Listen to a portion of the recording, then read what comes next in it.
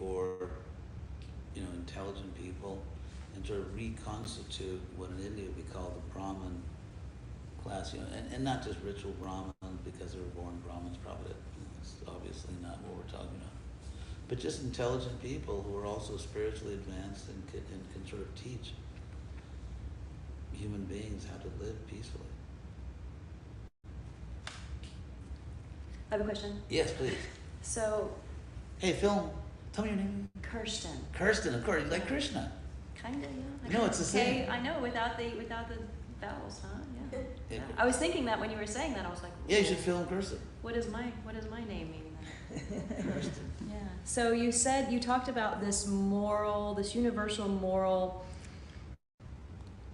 awareness, if you will, that we know it's not okay to go out there and just kill, right? We know that, but not everybody follows that. So I guess my question is what happened to those people that they lost that moral compass? Yes. Yeah, Krishna describes in the Bhagavad Gita that there are these three gunas, three qualities. And that knowledge is throughout a lot of Indic traditions. And so people that don't know, there are people who are sociopaths and narcissists, and some of them get elected to high office. And they are really, like hardcore sociopaths. Yeah. And so they are defective. They're deficient.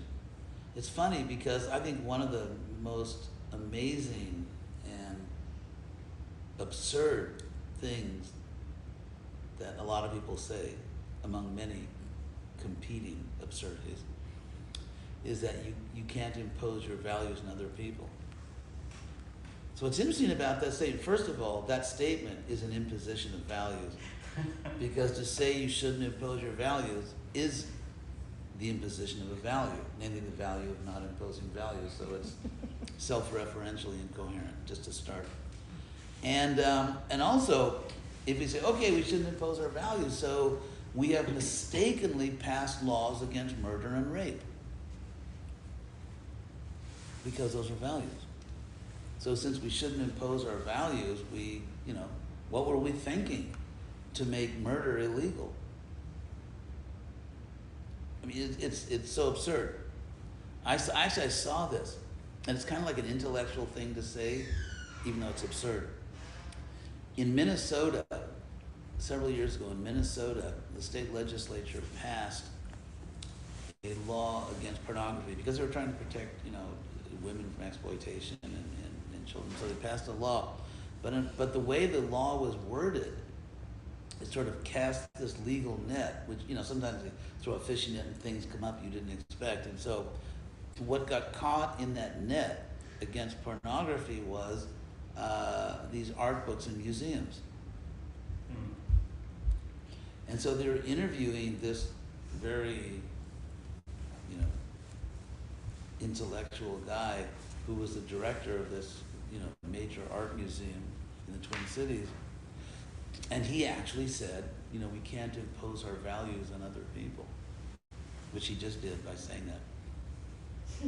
And does he know what he's actually saying? Let's say there's some town and they put up a new traffic light where there didn't used to be a traffic light. That's an imposition of value, because one value is security, another value is freedom. And there's the security-freedom trade-off.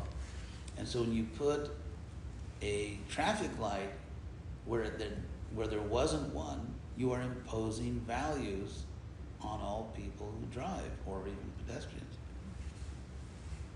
The very notion of civilization is the imposition of values. No, you can't go and rape your neighbor's wife, or of course that's not your neighbor's wife, it's just your neighbor's concubine who he forcibly incarcerated in his home so he could sexually enjoy her.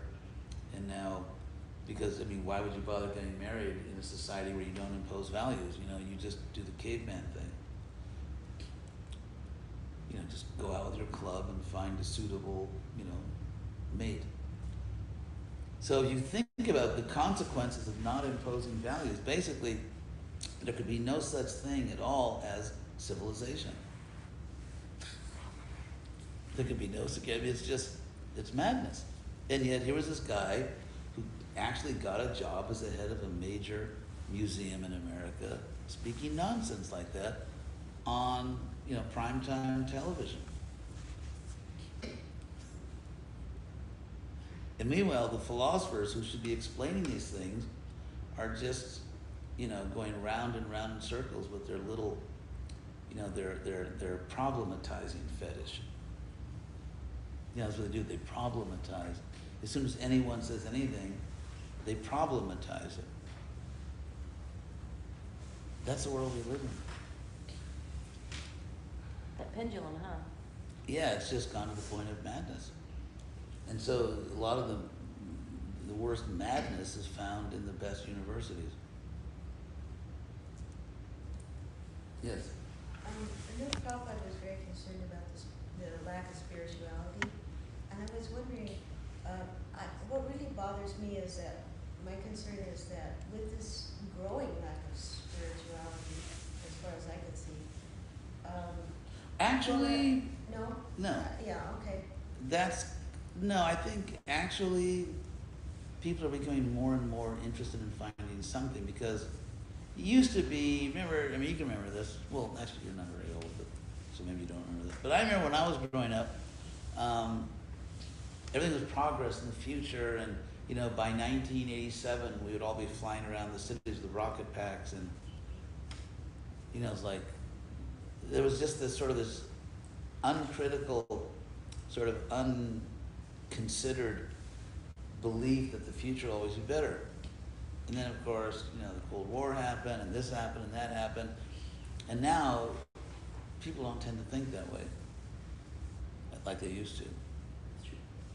In fact, if you look at pre-industrial Europe, which is, Europe for like 99% of its existence, if you look at pre-industrial Europe, if you wanted to find a better world, a more advanced world, you didn't look forward, you looked back to the Garden of Eden.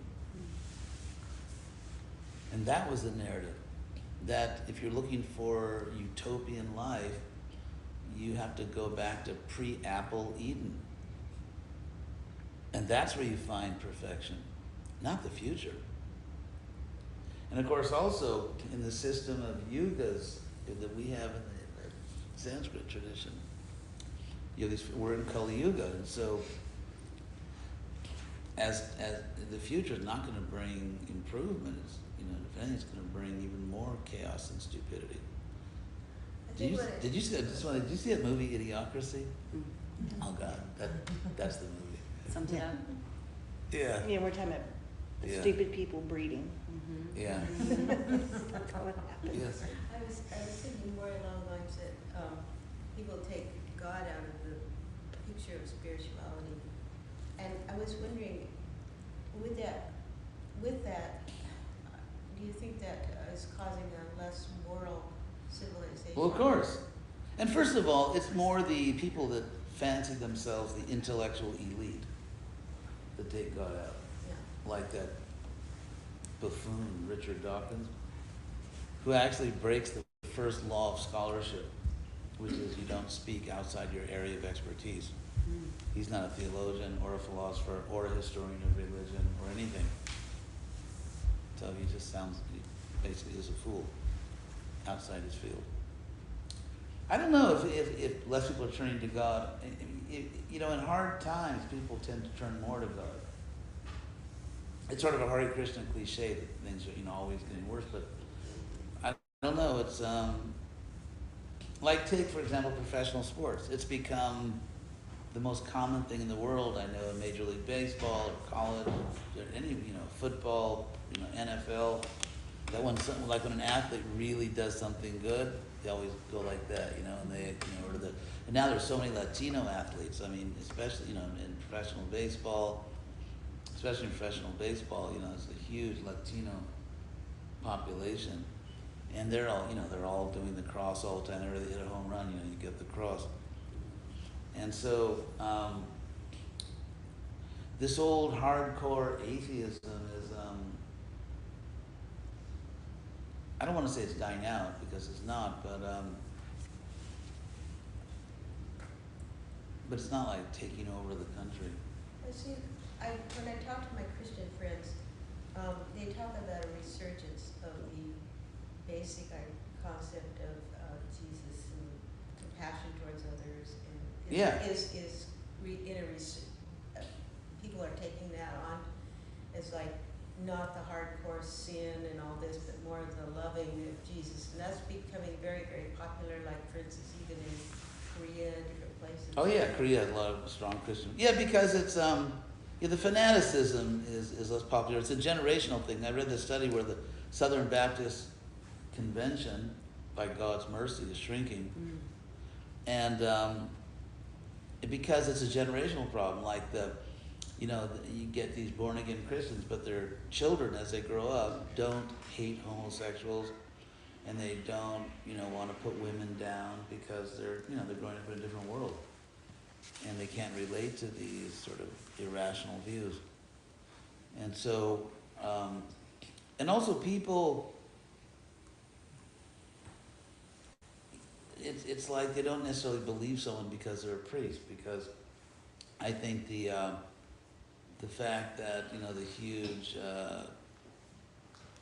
pedophile mafia inside the Catholic Church, which it was, it came out, and then the Protestant traditions have always kind of downplayed the preacher. The preacher is nice, but he's just the preacher. And so that type of extremely hierarchical religious sociology is really waning, even in ISKCON, because some people claiming to be spiritual leaders did some really ugly things, and so I think you can actually, there's kind of like a populism even in the Hare Krishna movement that's rising, like this egalitarian where sure, some devotees are more respectable, they've been doing this longer and we follow them, but everyone has to have their own view, and so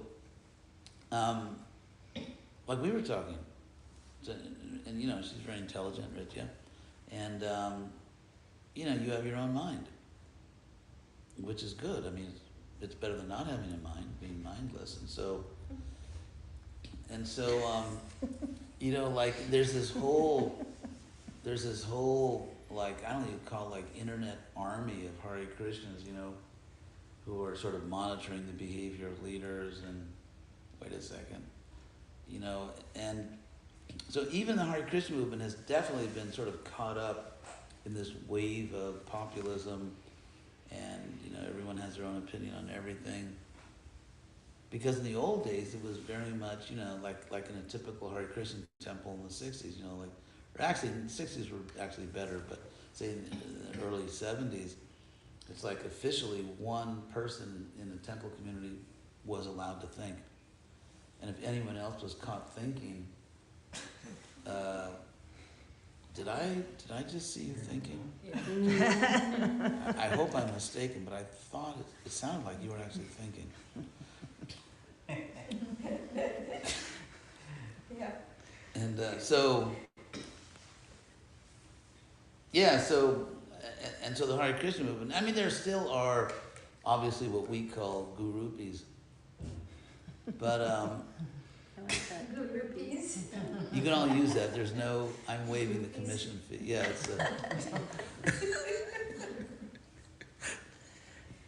it's like today is freebie Sunday.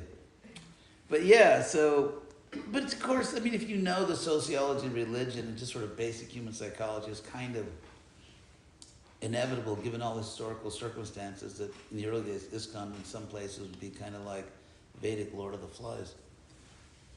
And I guess the public was piggy.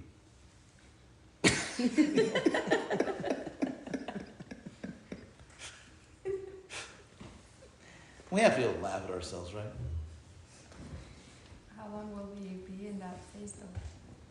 Well, it's changing now, and of course, as in all pendulum swings, the danger now is going too far to the other side, going to sort of this, an anti-authoritarianism, which you can see among some people, not most people. And then ISKCON's funny because you have like these two planets, and then there's of course a huge part of ISKCON, that's the biggest part, of people that come from a Hindu background, and they're like, conflict? What conflict? And they're like, it's sort of they're not really interested in all this because they have completely different priorities and interests and so on. So when you have a large international organization, whether it's ISKCON or the Anglican Church or the Catholic Church, it's just a socio-historical reality, because there are all kinds of culture wars going on in the world. Because when you have rapid modernization, you find this. I mean, for example, in the 19th century of Europe, when you had this big nationalism movement, because nationalism, starting with the French Revolution, nationalism, and all through the 1800s, was sort of a radical left-wing agenda. People don't know history, because nowadays, if you're a nationalist, it's like, seriously?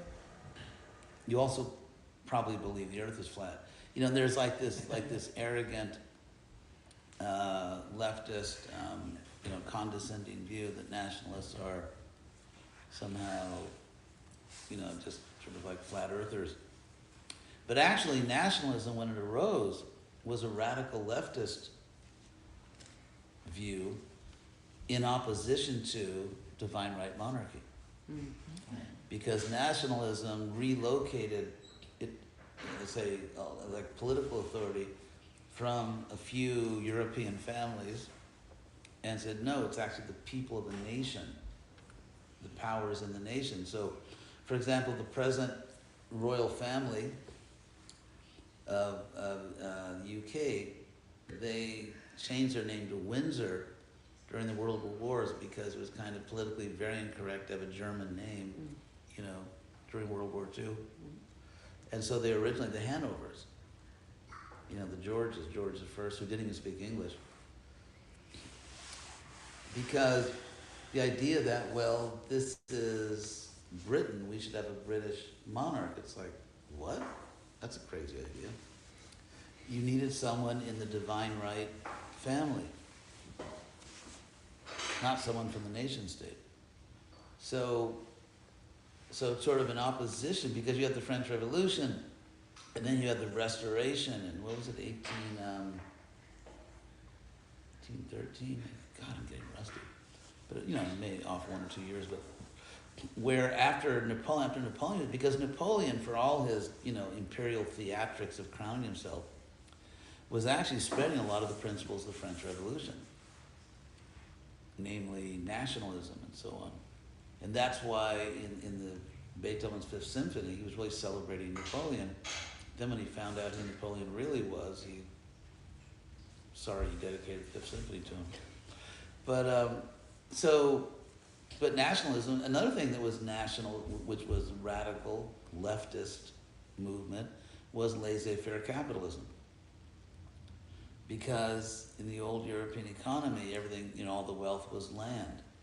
And the nobles had sort of this permanent right to the best land. And then you have the Industrial Revolution, which is suddenly creating this new wealth and new political power with new wealth.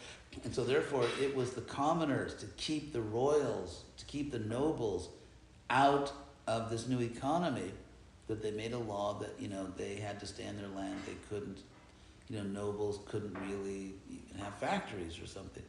And so laissez-faire capitalism meant the lower classes were free to accumulate wealth and power, and they couldn't be stopped in that endeavor by the old wealth and old power.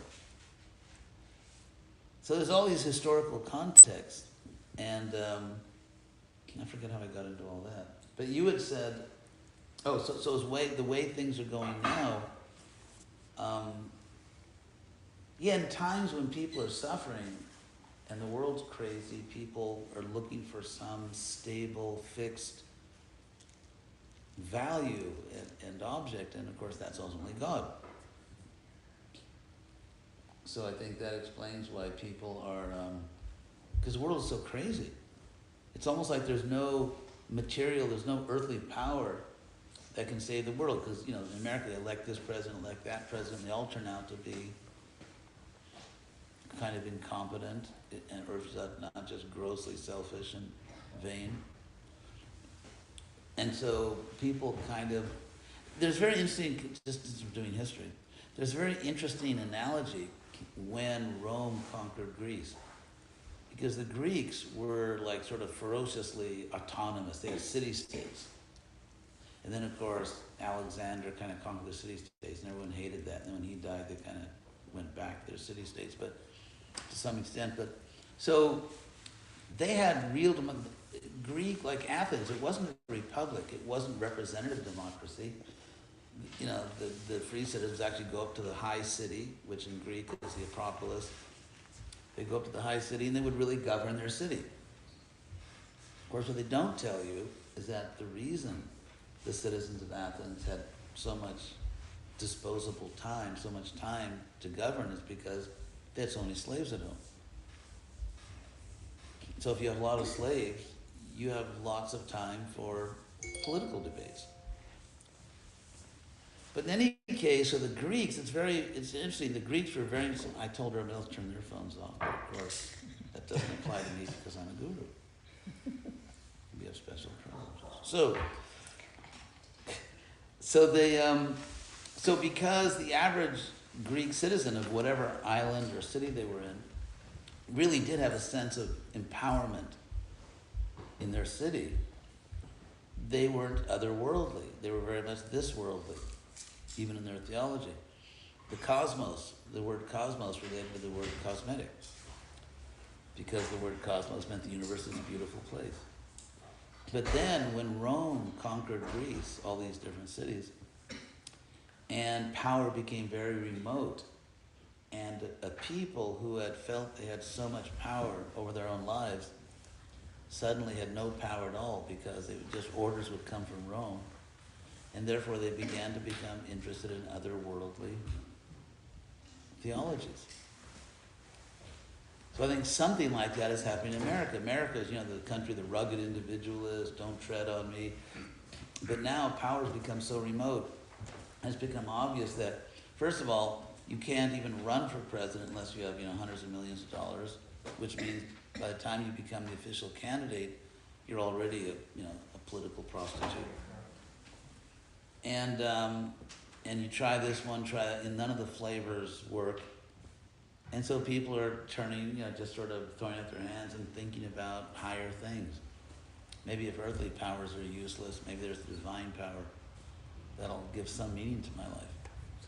So if we see a splintering away from our traditional, like you said, so we've lost faith or respect for some of our religious leaders because of all of the challenges they've had, right? So when the people who are supposed to be taking care of us are actually the ones hurting in the background. Right.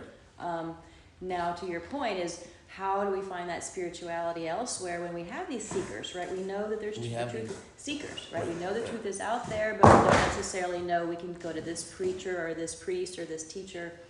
So we're searching in this world of information and misinformation of what's the truth. Exactly. Right? Exactly. Some people, I'd say, who are not maybe the best and the brightest, just go to charlatans, this guru or that preacher.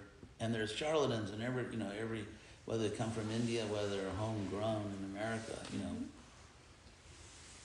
like the Christian preachers, like who convince their congregations, Jesus wants you to buy me a private jet and stuff like that. So it's just so chaotic. It's like, because when people, it's interesting because you could say, like right now, there is no dominant sort of like narrative for our society. We're sort of in between grand narratives. And so you go through a period of chaos. It's almost like out with the old, in with the new, but in between, but when the old comes down and the new hasn't fully formed yet, you have a chaotic period. And so we, the Hare Krishnas, that's a real American art. That's how people in Latin America imitate. Like in the American accent, they say, Hare Krishna, Krishna, Krishna.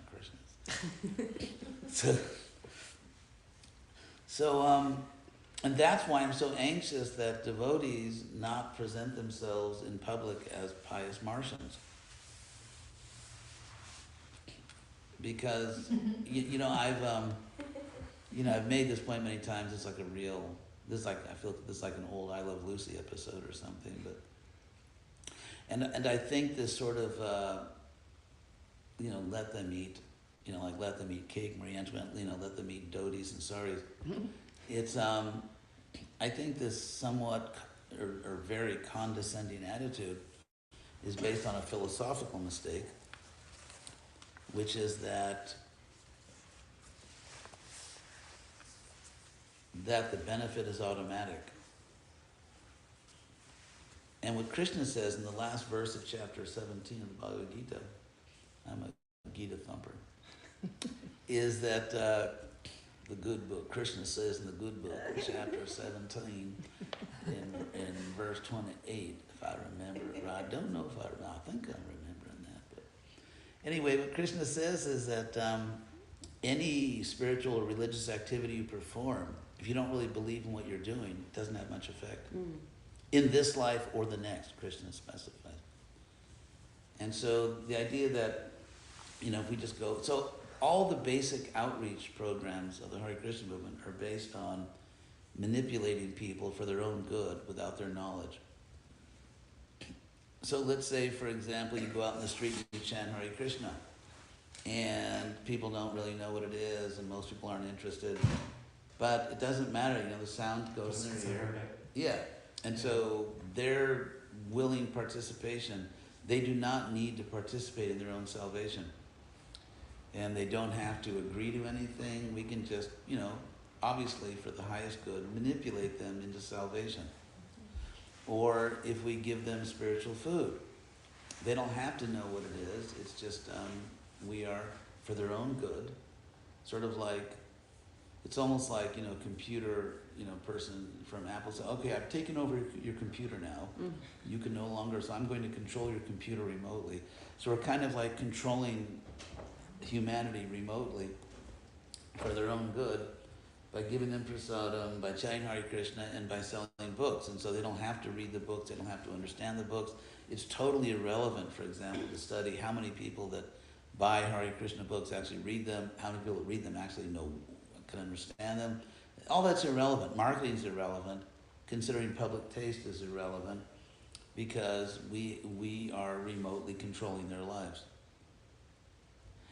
And so I think this philosophy is, I don't think it's going to, lead us to glory on this planet.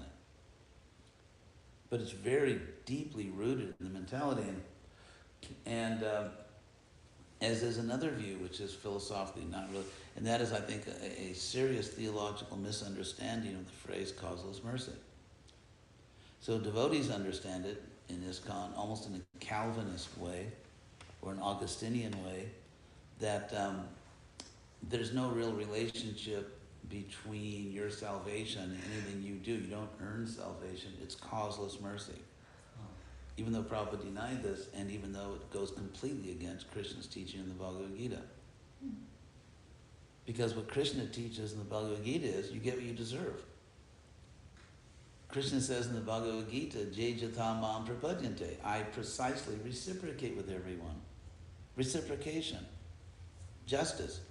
Krishna says, Samoham Sarva Bhuteshu, I'm equal to all creatures. I don't favor anyone. I'm not against anyone. So if two people are equally unqualified, and one of them goes to heaven, one goes to hell, what happened to Krishna's justice? What happened to Krishna's equality? Krishna says, I come to this world precisely to restore justice on earth. That's what Dharma means, justice. It doesn't mean following some quaint, South Asian ritual. Dharma means justice. Dharma samstapanartaya, I come to restore justice. Krishna says, samak sarveshu bhuteshu, that unless you are equal to everyone, you can't achieve the highest bhakti. Krishna says, pandita samadarshana, those who are actually wise see everyone equally. So it goes on and on and on. And so there's almost like there's this parallel theology which is extremely, which practically dominates the Hare Krishna movement. This parallel theology where it's not about getting rational people to agree to our philosophy. It's not about persuading people, as Krishna persuades Arjuna. It's not everyone getting what they deserve. It's all about agyata sukriti, and which means unknown good deed. Like, in other words, if someone chants Hare Krishna, they don't know what in the world they're doing. It's just, they don't have to know. And so I think, in my view, this is my historical analysis, and many people in ISKCON, think I'm the anti-Krishna. But I really believe that this is our philosophy. This is the philosophy of Bhagavad Gita, it's the philosophy of the Bhagavatam. And one story that's always cited to give an example of how it's not like that is the Ajamila story in the 9th canto. Of course, everyone says Ajamil, as I always say, which sounds like a Vedic breakfast cereal. When I need to get up and go, I reach for Ajamil.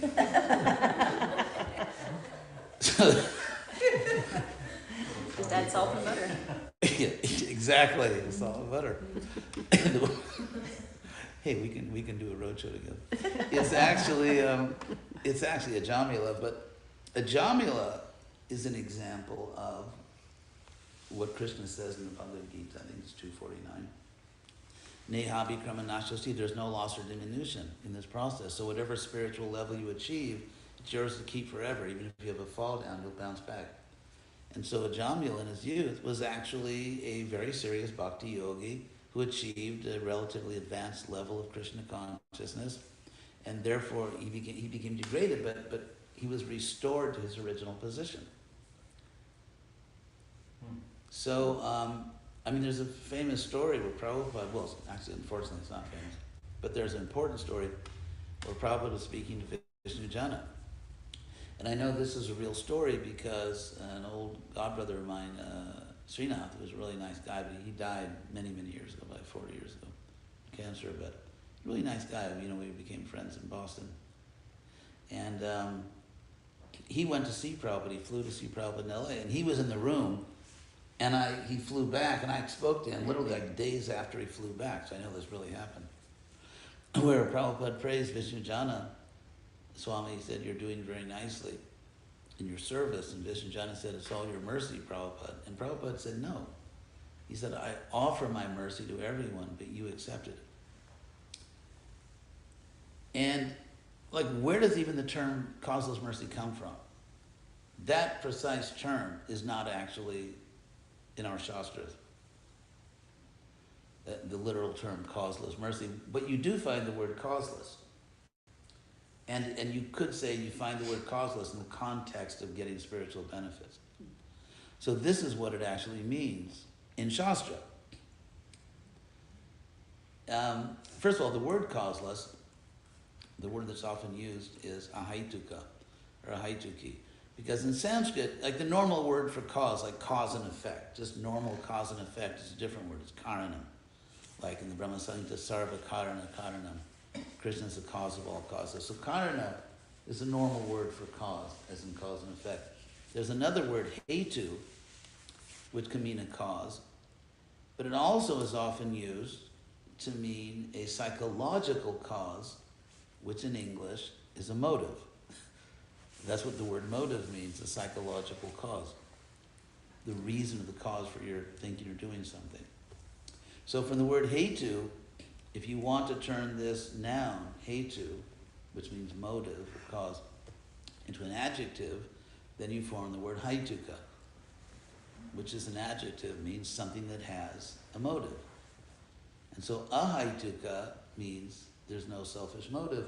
And the feminine of the word is haituki. So ahaituki bhakti means devotion which has no material cause. If you want to know what a material cause is, watch television on Sunday morning. That if you pray to God, God gave me this expensive car and I want you to have a luxurious car. So if you send me $50, I'm going to pray for you. That's haituki bhakti. Or, praying to God, serving God because you want something. So when you serve God, not for selfish reasons, because you've actually understood that you're an eternal servant of God, that's called a haituki bhakti. And when the Guru gives causeless mercy, what that actually means in our philosophy, if anyone cares to look at what our Shastras actually say, it means that the Guru is when he's kind, when he or she, actually I should say, because women can absolutely be gurus, when he or she is kind to you or teaches you, the guru doesn't have a selfish motive. It's not like this is a for-profit educational enterprise, like some of these online universities. The guru is not trying to get something from you. I mean, sometimes gurus kind of flash their charisma to seduce women. I mean, they're obviously not real gurus, but people claim to be gurus do that, or to make money. I said or men. Or men. Oh yeah, yeah. Thank you. The way I stated it was so 20th century. So yes, absolutely, or men. And so when we say causeless mercy, we mean the guru was kind to you without a selfish motive. So you can trust this person. Now, obviously, that's what I call a type of didactic redundancy, because the word mercy means, if like they say, a good lawyer knows the law, a great lawyer knows the judge. And so if the judge, shows leniency, and someone says, "Oh, that judge was very merciful," that's my cousin Louis, the judge. So if someone is kind to you with some motive or attachment, that's not mercy. Mercy means there's no selfish motive. That's what the word means. Marge, Yes. when I think of mercy, I go back to, when I say mercy, I go back to the basic fact that Krishna created living entities from the Paramatma. So that Well, that they technically we're always not stay- created. Pardon me? Technically we're not created, but eternally manifest. We eternally exist. Yeah. So to me, that's he wanted to stay connected to a human being, no matter in what form. So to me, that is like the ultimate mercy. Of course, because if you have kids, sometimes your kids make you proud, and sometimes you have to bail them out of jail. It's just the nature of child raising, isn't it? Or my father had to fly up to Berkeley because my brother got caught in a little trace amount of marijuana. That was in 1967 or something. Trace amount of marijuana. He was renting this house. Of course, he and his friends got kicked out of this beautiful house in North Berkeley. But yeah, so sometimes your kids make you proud, and sometimes you have to bail them out, or pay fines, or get medical treatment for them. And so, but if you love someone, you stay with them. That's why I think some of these social action movements are so hypocritical. One example I give is the great battle against apartheid in South Africa.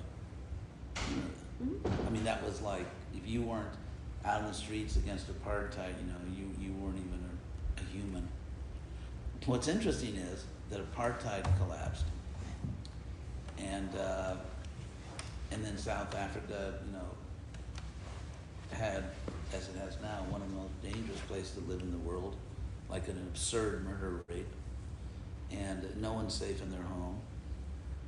And when they had the president, I think it was Zuma, the one that after Nelson Mandela. Nelson Mandela was a good guy, and he was a friend of the devotees. So, but the next one. Zuma was very correct. Yeah, there was one case where there was a miners' strike, and the miners made a big decision, a big mistake, and that is that they went on strike, for a mine in which Jacob Zuma owned stock. So he just sent the army; they just massacred them. Now, what's interesting is that all these people that cared so much about South Africa could not care less. They're nowhere to be seen. If you love someone, let's say you love a child or sibling or brother, anyone, you're always with them. It's for life. When people are really, your real friends and your real family, it's a lifelong commitment. But there's no lifelong commitment to the people of South Africa. They're suffering terribly. And all these self-righteous people who didn't so much love South Africans as much as they hated conservatives, you know, they could not care less. The last thing in the mind of any of these people is the fact that the people in South Africa are suffering. They don't care. They just wanted a cheap thrill, get some self-righteous pleasure to look down on other people and, you know, be morally superior. But as far as a lifelong commitment, it's the last thing in the world they're ever going to do. So, but again, like you asked, you know, if you have children, it's your whole life. You never stop caring about them, and you never stop doing anything you can do to help them. But that's not the case with the social action movement. It's not the case at all. So with that feeling comes a certain humility, and you know, you're thinking, you know, Krishna is so kind, so he's been with me forever. Yes. My best friend. So there's a certain humility that goes with that, and so you naturally feel unqualified, or I don't know. Maybe this is old school, because I know I've been criticized for this very attitude, but to me it's like you have to remain completely humble. Of course, I mean, being humble, if you consider how great God is, I mean, humility is the only sane response to the greatness of God. Mm-hmm. But the point is, for example, I joined the Hare Krishna movement, much to the, you know, the eternal, well, to the ecstasy of my parents. No, it's actually the opposite. Because I was a 20-year-old male. When I joined the Hare Krishna movement, I was still almost a decade away from having like a full human brain. Because especially, you know, young men, you know, when they mature, if ever, it's yeah. So, you know, the way I broke the good news to my family was like, ugh. So, but the point is, I joined the movement. You know, we had so many, as we called them, you know, God brothers, God sisters. You know, so many people our generation. There were so many. And it's like, you know, where have all the Prabhus gone? Long time passing. So, you know, and so most of them didn't, you know, many of them are still sincere, but in terms of what percentage of Prabhupada's disciples are still active in his mission, in whatever way, you know, with families or not families, you know, it doesn't matter any of that, but, you know, how many are still active? And so Krishna is equal to everyone. It must be the case that people came with different levels of understanding and different levels of devotion. You can't blame Krishna for that. In fact, Krishna described, you know, in chapter 6, toward the end of the 6th chapter of the Bhagavad Gita, Krishna says twice that the reason one is literally, he says literally, it's sort of carried away by Krishna consciousness. It's the word he uses, shriyate, sort of literally carried away. And avasha, and sort of almost spontaneously, beyond their will. Vasha means control in Sanskrit. And so avasha means like beyond your control, just spontaneously, just sort of, you know, it's sort of in some irresistible way. And Krishna says when someone is taken by spiritual life in that way, he says twice, it's because of their previous practice in a past life. So your point is that the namabhasa of the holy name, or the indirect hearing of the name and the practices, the bhakti practices, has a very minimal effect, and that we put too much emphasis on it. Yes. Not that it has no effect. Right, but it not significant, and that's what Krishna says in the Bhagavad Gita. Now, there are cases where someone, you know, let's say, hears Hare Krishna, and they obviously don't really know what they're doing, but they are attracted. Krishna says it's from previous practice. He says it twice. Purvabhyasena. He says it's by their previous practice, tenaiva, and by that alone. That's what Krishna says, by that alone. So, I mean, but here's something on the other side, sort of what you're getting at. And that is that, as Prabhupada points out, and as some, I think, very foolish people try to deny, you know, so-called bhakti yogis, that we do have this eternal love of God inside of us. That's what Lord Chaitanya says. Nitya Siddha Krishna Prema. Sadhu Kava. It's not something you artificially create. It's always there within you. And so in that sense, we are naturally attracted to God if we are not trying too hard not to be. In fact, Arjuna says to Krishna, I think it's a very important statement about this topic, when Krishna, Arjuna sees the full glory of Krishna in chapter 11 when he shows his cosmic form. And Arjuna says, Stane Rishikesha. Stana, we still have in English, standing, status, situated, that's all Sanskrit stana. So literally, stane, which literally means in its place. In its place. In other words, like this is right. This is correct. In its place. Stane Rishikesha Krishna. Tava prakritya, by your glories, like when people hear your glories, jagat prahishiti, the world rejoices. Anurajate cha, and becomes attached to you. Like when people hear Handel's Messiah. I mean, unless someone's really a mega loser, when you hear Handel's Messiah, I'm a big Handel fan, by the way. When you hear Handel's Messiah, it's thrilling. In fact, when it was first played, it debuted actually in Dublin, and Handel made the equivalent of millions of dollars from it and gave every penny to charity, to religious charities. And so Ireland was like going nuts over it. And it came back to England, and when the king first heard it, when it got to that dramatic part, King of Kings and Lord of Lords, the king stood up to show his respect for his king and his Lord. So because the king stood up, everyone stood up, and they still do to this day.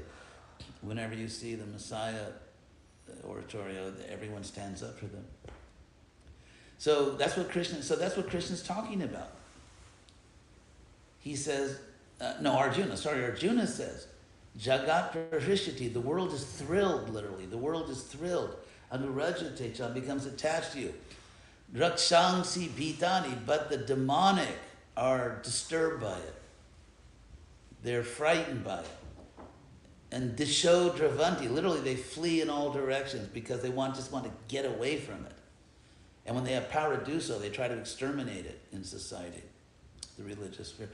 So, Rakshangsi Bhitani Disho Dravanti Sarve Namasyanti Cha Siddha Sangha.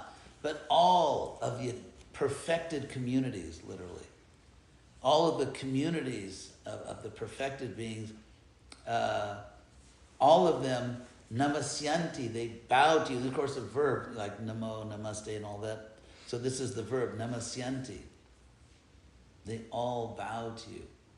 All of those who are actually accomplished, who are actually have achieved some perfection in life, they will all bow to you. So therefore, that's the other side of it. So you can say, well, if you have to have a previous spiritual deed to have one in this life, where does it all start? It starts because it's inside of all of us. And if someone, if you have a moment which you're not totally self-delusional, then you can understand, you can feel this piety, you can feel that loving the source of your own existence. How can you love yourself if you don't love the source of your existence? And that's what I think behind atheism really is kind of like this demonic self-loathing. Because otherwise, how could you otherwise explain that someone like these, like some of these clownish public atheists, how could you explain that they dedicate their whole lives to arguing for their own extermination? I mean, if that ain't self-loathing. I mean, that's what I don't get from that side. Yeah, because it's Why like they think they it's need like to Pascal's wager. Okay, maybe there's a God, maybe there's not a God, but it's the only game in town. If you want to live forever, it's the only game in town. So go with it. So the word in there is kirtya. That's the. That what? The word is kirtya. Tava prakirtya, by the glorification of you. What's causing everything is tava prakriti. So wouldn't that be? Well, kirti here is the same as kirtan. It's just another form of the word kirtan. So by hearing the kirtan, wouldn't that be all of this stuff happens? It is, yes. But that's a good point, yes, and that's what I was getting at. That's why I brought this up. So, because we have this Krishna consciousness within us, Nitya Siddha, eternally established, eternally effect, Krishna Bhakti, Nitya, Krishna Prema. And so therefore it can be awakened. It can be awakened, but so in that sense, when we say go out in public and chant, It does have yeah, some yeah, effect. yeah, because we were trying to awaken it, but it depends on, like Bhakti says, Jeev Jago, awaken sleeping soul. So it's like, you're like saying, wake up, and so.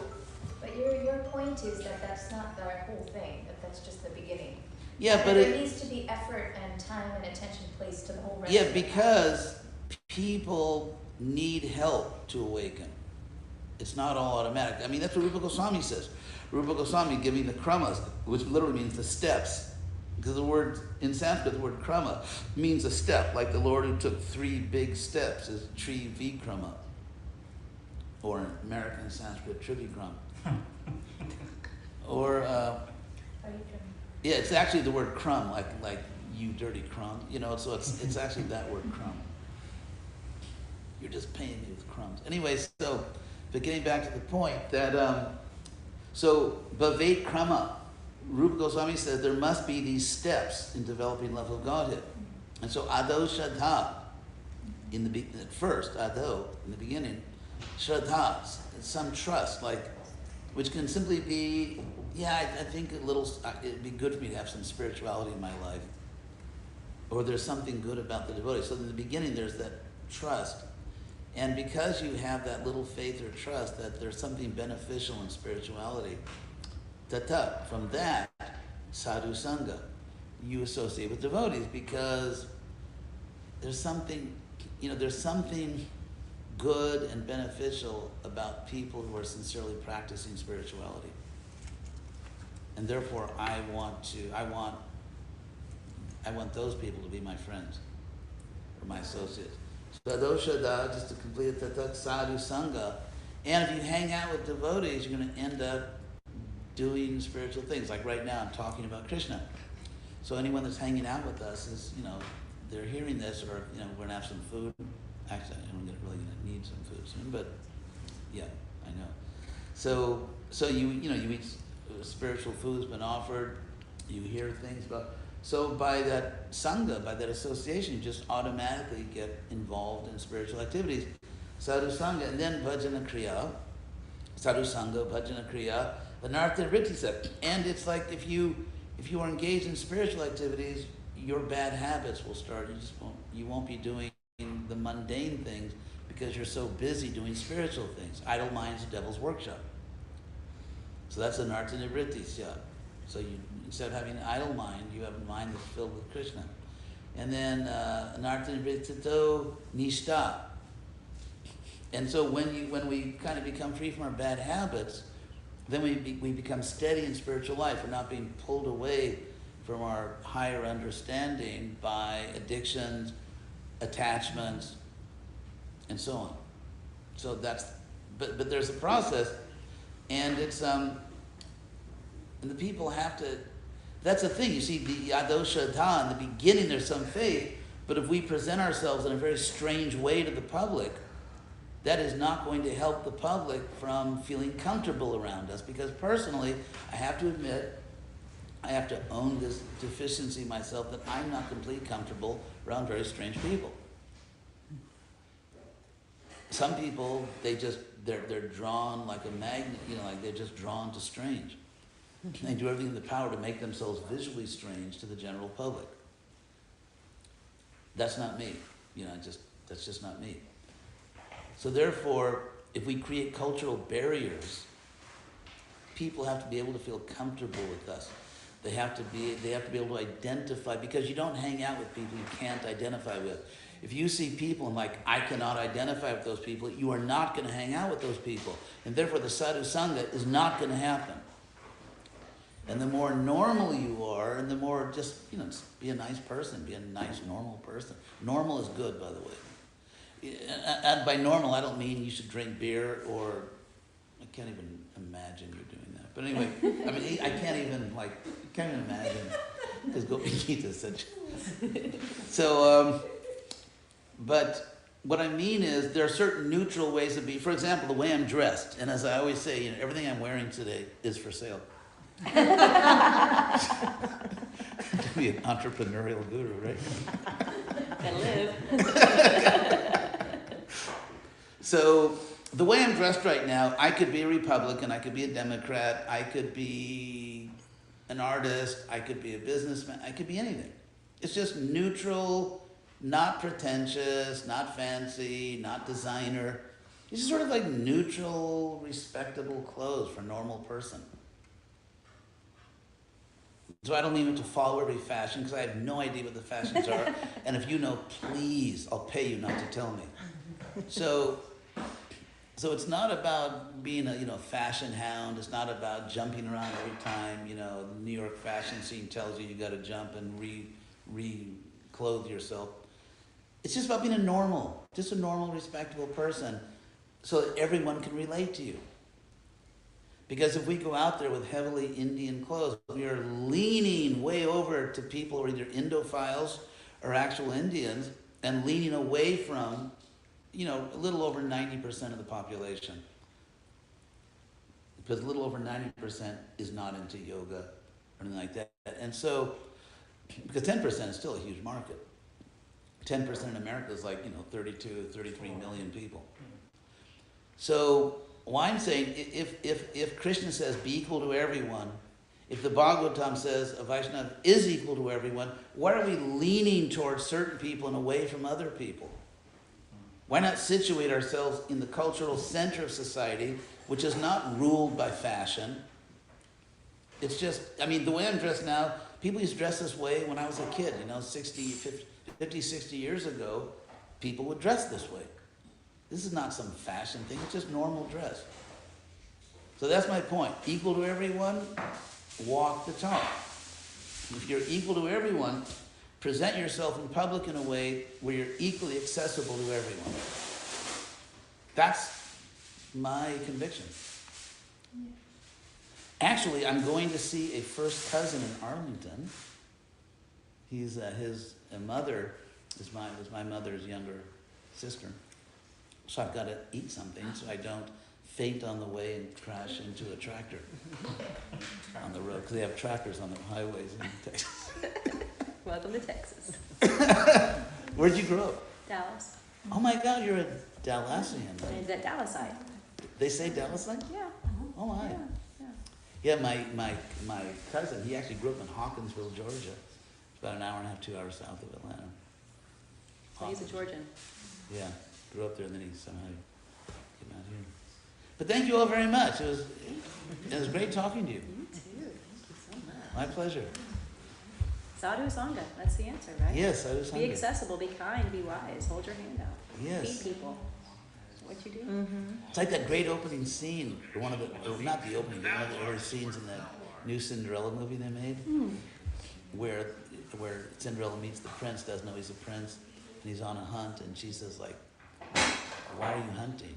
These animals never hurt you. And there's like actually an animal rights scene with, what's her name? She was in Snow White or something. But really good. I still, it's like a good Cinderella movie still brings me a tear. But anyway, so, yeah, I better go eat something. Feed the swarm. Time for